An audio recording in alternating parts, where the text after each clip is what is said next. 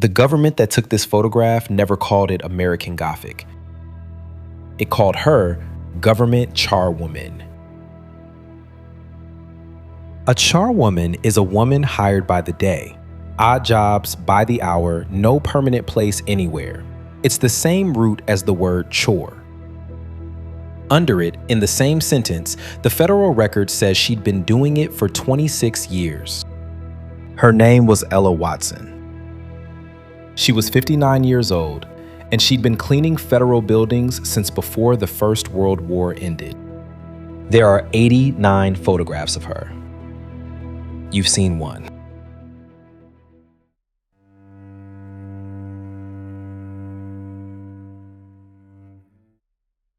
The photographer was Gordon Parks. He came to Washington in January 1942 on a ROH Zenwald Fellowship.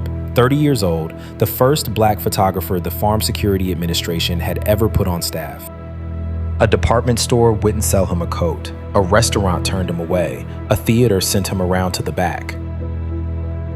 This was the capital of the country that was telling everybody else it was fighting fascism. He went back to the office angry.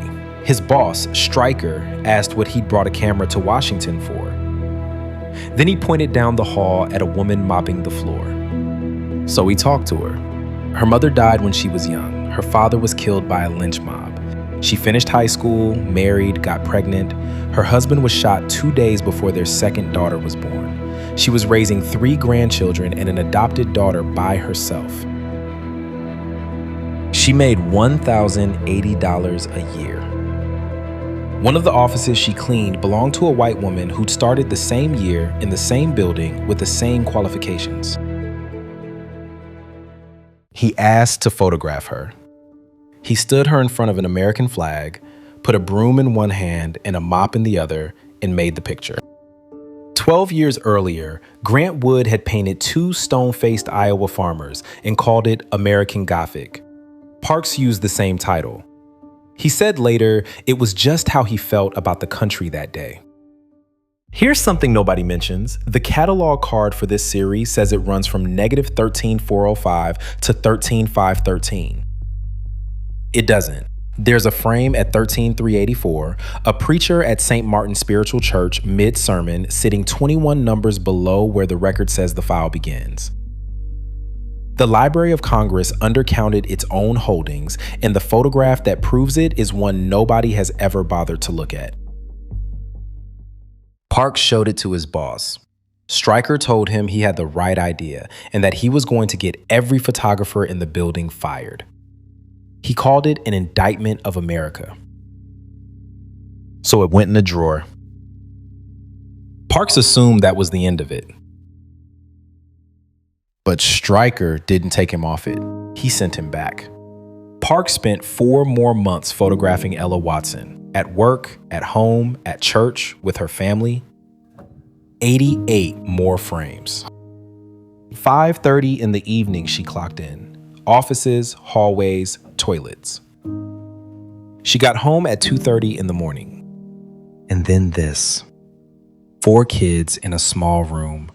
Her adopted daughter, 3 grandchildren. A woman at a table in her own house, not standing for anything. In St. Martin's Spiritual Church, where he followed her through a whole service. That's what he'd gone back for. Not the argument, the person it was about. Parks told her story for the next 60 years, and the details shifted. Some tellings, it's her father, killed by a mob. Others, it's her husband, shot. Retelling wears grooves in a thing. The anecdote gets smoother and the person gets further away. Years later, Parks was on a plane to Los Angeles, opened a newspaper, and there it was on the front page of the Washington Post. The picture he thought had been buried. He flew back, went to the Library of Congress, and asked for it. It became one of the most reproduced photographs of the century. Ella Watson kept cleaning offices. She died in 1980, 97 years old. Almost everything anyone knows about her, they know because a man got turned away from a department store and went looking for someone to photograph. 89 negatives. One of them made her famous. The other 88 are the ones where she's just herself. Before Washington, Parks was in Chicago photographing the South Side. So was the federal government.